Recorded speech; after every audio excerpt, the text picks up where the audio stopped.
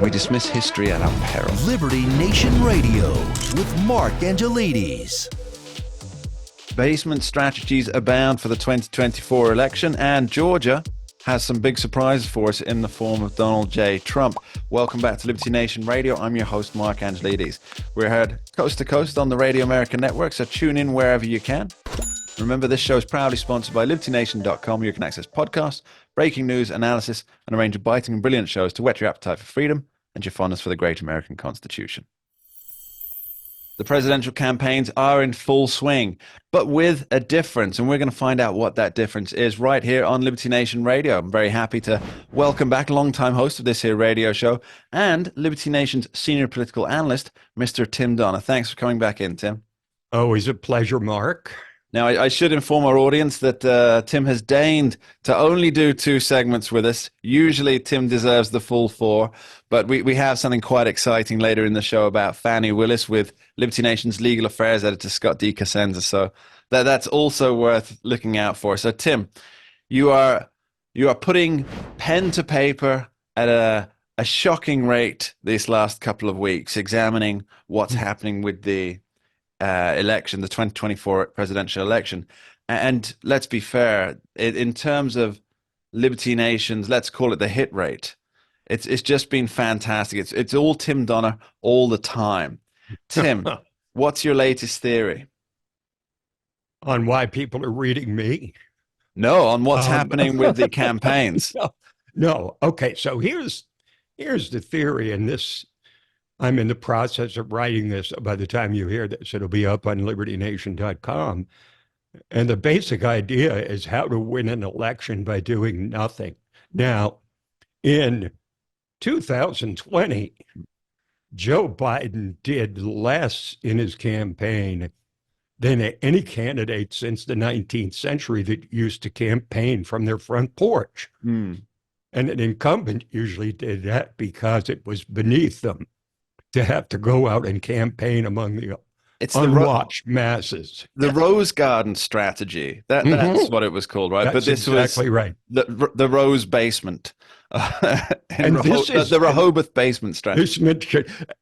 And here's the point. This is what Biden would have loved to do again in 2024. He would have loved to advance a Rose Garden strategy where he would make presidential proclamations from the White House and let his surrogates go out and do the heavy lifting and insulting Trump and suing him and indicting him and everything else. But the problem for Biden is now the reverse of 2020. He has to get out there as much as he can and reassure people, while Donald Trump actually, in my view, needs to do exactly what Joe Biden did in 2020, i.e. nothing. And the reason is you can start with a basic political principle when your opponent is in the process of destroying himself. Don't get involved. Don't intervene. Don't do anything. And that's what Joe Biden did in 2020. He felt that if he just let Trump go out there and demonstrate the things that people didn't like, he didn't have to do anything except appear to be a normal alternative to Donald Trump. Well, this time, if you think about it, everybody knows what Donald Trump is all about. They know what he feels about immigration. They know what he feels about the deep swamp. They've seen his record for 4 years having been president. They saw his peace, his prosperity, no new foreign wars, a roaring economy that had everybody, feeling good about their finances.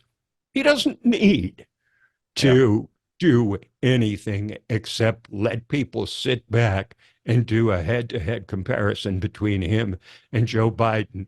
And the inevitable result will be that people will have relatively fond memories of life under the Trump administration compared to under Joe Biden. So in a sense, what I'm saying is Donald Trump needs his own basement strategy for 2024. And of course, Mark, another good reason is you just never know when he's going to go out and create a headline with something like poisoning the blood of the country, those sort of remarks, which are gratuitous, entirely unnecessary. But that's Trump. The people that thought he would be more presidential, give it up. It's not going to happen. That's not who he is. But if his very competent campaign team convinces him that the way to win, which is ultimately the strategy, that the best way to do it is by steering clear of an aggressive campaign. Now, whether he can do that or not, you know how much he lives for those huge rallies. He loves them, but he tends to go off the rails and say things that can then be used against him. Look, everybody knows that he's a loose cannon. He doesn't need to go out and remind them of that. What he needs to do is sit home and let people see the Biden presidency up close and personal, because it seems from almost every angle, Mark, that Joe Biden is unelectable in 2024 unless Trump does something. As somebody put it recently, only Trump can save Biden from electoral defeat. And the best way to stop him from doing that is to put him in the basement and have him say as little as possible. Some very, very good points there, Tim. It's the phrase that popped into my head was Dale Carnegie's "How to win elections and not alienate people." It's probably the right way to look at it. I may actually use that as the title then, Mark. Could be a good subtitle. Good subtitle. True. You heard it here first, folks. This is how creativity works. Yeah, how often does an article get written because a good line comes along? Now, I want to come on way too often, actually. I want to come on a few points that you made there, Tim. So you say, and I agree completely, that his best strategy is a basement strategy for Donald Trump, because Joe Biden, whenever he has to go out now, he's on the back foot, and that's showing weakness, that he can't use a Rose Garden strategy, because he's desperately unpopular. On pretty much every topic, he's underwater on every issue that's important. So he has to go out and reassure people. But the problem is, like, for example, when he was rebutting the Robert Hur special counsel report about his cognitive abilities, he went out to go and set the record straight as soon as that came out, about why he's an elderly, well-meaning young man who essentially was not competent to stand trial, or would not be seen as competent enough to be convicted by a jury of his peers, which is what Robert Hur was getting at. But then he went out on stage and confused Mexico and Egypt. It was an embarrassment. But here's the thing: he's got to go out and do that all over the country now, especially in those crucial swing states. And I don't think that he can keep it reined in enough. I think there'll be stumbles. He'll be wandering around stage like a Roomba trying to get off.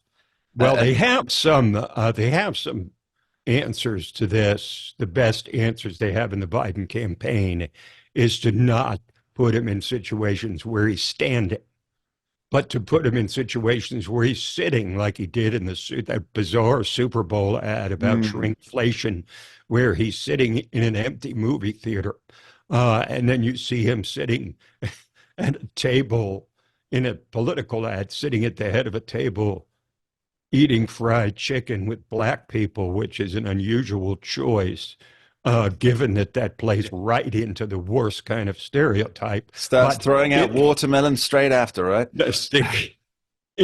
But the point is that he's sitting and he's in a controlled situation, and I think that's their best hope, is that they can try to put him in controlled situations where he's seated instead of standing, and where he's not going to take any questions from the press. Look, it's a riverboat gamble for him to get out there more, because really that's just a reminder of something he cannot control, which is his neurological decline. It's not going to get better.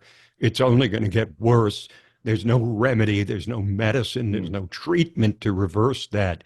except to pump him full of whatever he needs to get out on stage and sound coherent. So, at this point, I think he has to do something that I don't think he can do, the same way Donald Trump had to get out there in 2020 and convince people of something that they didn't believe, which was that he was under control, that his temperament was acceptable to the broad mass of people, and that he had a handle on the pandemic. It's a total reversal of fortune since 2020. It absolutely is. We're going to come right back on this topic after this short break. Don't go anywhere. We dismiss history at our peril. Liberty Nation Radio with Mark Angelides. Don't get caught up in the media madness. Join our movement for free thinking and free speech at libertynation.com.